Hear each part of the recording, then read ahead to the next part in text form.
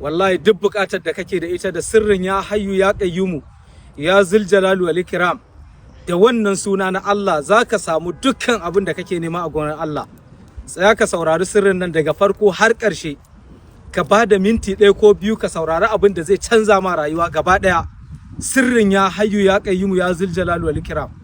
Duk wanda yake da bukata ko kwangila ko biza ko wani abu ne ya makale a gurin gwamnati ko an maka alkawari ba a cika ma, duk abin da ka saka a gaba baya yiwa jinkiri yana shiga, tsaya ka dau wannan sirri na suna Allah ya hayyu ya qayyumu ya zul jalali wal ikram, bukatar ka za ta biya.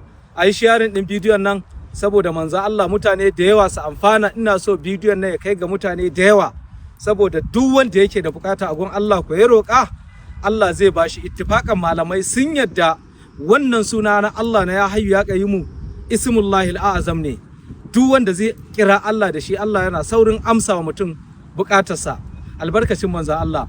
Wannan aikin ana fara shi ko ranar Juma'a ko ranar Laraba ko ranar Lahadi ko ranar Litinin, kowace rana daga cikin waɗannan zaka iya ɗauka ka fara wannan aikin kuma zaka ga biyan bukata.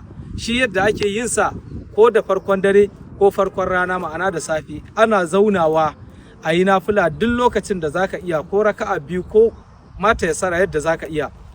Sai kai istighfar, kai wa annabi salati, kai la ilaha illallah, sai ka fara wurdin ya hayyu ya qayyumu ya zul jalali wal ikram, kai kafa 1111 a wunin ko a tsawon dare.